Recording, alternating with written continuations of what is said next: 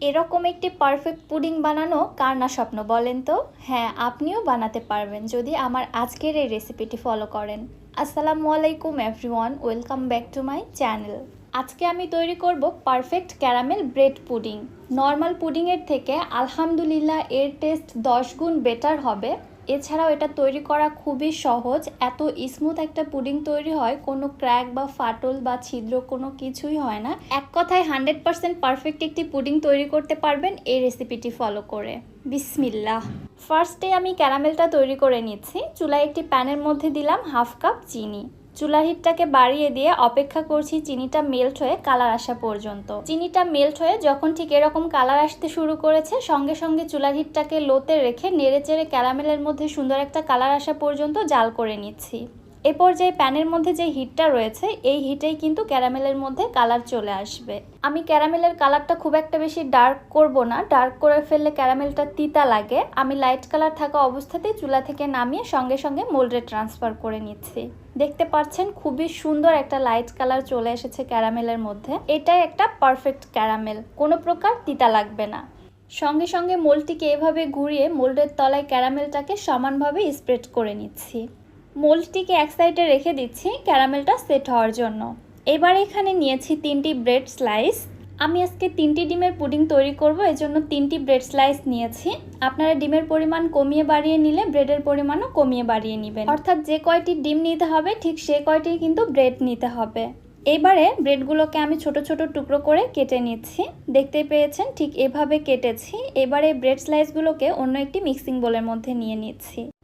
এবার এর মধ্যে দিয়ে দিচ্ছি 2 কাপ কুসুম গরম দুধ। আমি 2 কাপ কুসুম গরম পানির সঙ্গে 1 কাপ গুঁড়া দুধ মিক্স করে এখানে ব্যবহার করছি। আপনারা চাইলে লিকুইড দুধ দিয়েও তৈরি করতে পারবেন। সেই ক্ষেত্রে 1 লিটার দুধকে জ্বালিয়ে 1/2 লিটার করে নিতে হবে। এবারে ব্রেডগুলোকে দুধের মধ্যে ভিজিয়ে রেখে দিচ্ছি 5 মিনিটের জন্য। এতে করে ব্রেডগুলো অনেক বেশি সফট হয়ে আসবে, পরবর্তীতে ব্লেন্ড করতে সুবিধা হবে। এক সাইডে রেখে দিলাম।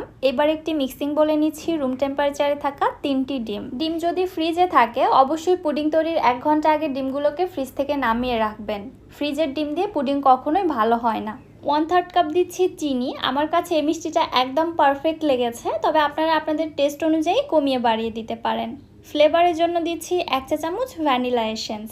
এবারে সব কিছু খুব ভালোভাবে হুইস্ক করে নিচ্ছি। চিনিটা ভালোভাবে মেল্ট হওয়া পর্যন্ত ধীরে ধীরে ফেটিয়ে নিতে হবে। জোরে সোরে ফেটিয়ে নিয়ে ডিমের মধ্যে ফোম বা বাবলস ক্রিয়েট করা যাবে না, এতে করে পরবর্তীতে কিন্তু পুডিংয়ের মধ্যে ছিদ্র তৈরি হয়। খুব ভালোভাবে সব কিছু মিশিয়ে নিয়েছি। চিনিটা অলরেডি খুব ভালোভাবে মেল্ট হয়ে গিয়েছে। এবার এটাকে এক সাইডে রেখে দিচ্ছি। এদিকে ব্রেডগুলো দুধের মধ্যে ভিজে অলরেডি একদম সফট হয়ে গিয়েছে। এবারে এগুলোকে আমি একটি ব্লেন্ডারে জারে নিয়ে নিচ্ছি। এবার এগুলোকে আমি একদম স্মুথ করে ব্লেন্ড করে নিচ্ছি। ব্লেন্ড করার পরে মিশ্রণটা আমি সরাসরি ডিমের মিশ্রণের মধ্যে দিয়ে দিচ্ছি। এবার একটি হুইস্ক দিয়ে দুধ পাউরুটির মিশ্রণটাকে ডিমের মিশ্রণের সঙ্গে খুব ভালোভাবে মিশিয়ে নিচ্ছি। এবারে চলে যাচ্ছি পুডিংটা সেট করার জন্য। যে মোল্ডের মধ্যে ক্যারামেলটা সেট করতে রেখেছিলাম, ক্যারামেল অলরেডি খুব ভালোভাবে সেট হয়ে গেছে, দেখতে পাচ্ছেন আমার হাতের আঙুলের সঙ্গে কিন্তু একটুও লেগে আসছে না। এবার একটি ছাঁকনি দিয়ে ছেঁকে পুডিংয়ের মিশ্রণটাকে মোল্ডের মধ্যে দিয়ে দিচ্ছি। অবশ্যই মিশ্রণটা ছেঁকে দিতে হবে, এছাড়া পুডিংটা কিন্তু স্মুথ হবে না। এবারে মোল্ডের ঢাকনা দিয়ে আমি মোল্ডটিকে ঢেকে দিচ্ছি। আপনাদের মোল্ডে যদি ঢাকনা না থেকে থাকে তাহলে একটি সিলভার ফয়েল পেপার দিয়ে মুখটাকে খুব ভালোভাবে বন্ধ করে দিবেন। চলে যাচ্ছি চুলাতে পুডিংটা স্টিম করার জন্য। চুলায় একটি প্যানের মধ্যে 2 কাপ পরিমাণে পানি দিয়েছি, সেই সাথে এখানে এর মধ্যে একটি স্ট্যান্ডও বসিয়ে দিয়েছি। স্ট্যান্ডের উপর এবারে আমি পুডিংয়ের মোল্ডটা বসিয়ে দিলাম। পানিটা এমনভাবে দিতে হবে পুডিংয়ের মোল্ডের 3 ভাগের 1 ভাগ যেন পানিতে ডুবে থাকে। এছাড়া পানির পরিমাণ বেশি হয়ে গেলে স্টিম হওয়ার সময় পানিটা মোল্ডের মধ্যে ঢুকে যেতে পারে। এবার একটি ঢাকনা দিয়ে ঢেকে দিলাম। ঢাকনার মধ্যে যে ছিদ্রটা রয়েছে ওইটাও আমি টিস্যু দিয়ে বন্ধ করে দিলাম। পুডিংটাকে এবার স্টিম করে নিচ্ছি 25 থেকে 30 মিনিটের জন্য। পুডিংয়ের সাইজের উপর ডিপেন্ড করে সময়টা কম বেশি লাগতে পারে। প্রায় 30 মিনিট পরে আমি ঢাকনাটি উঠিয়ে এবার পুডিংটাকে চেক করে নিচ্ছি। একটি কাঠির সাহায্যে আমি চেক করে নিচ্ছি। কাঠিটা যদি দেখেন একদম ক্লিন আসছে তাহলে বুঝতে হবে পুডিংটা স্টিম করা হয়ে গিয়েছে। আমার কাঠিটা একদম ক্লিন এসেছে, অর্থাৎ আমার পুডিংটা স্টিম করা হয়ে গিয়েছে।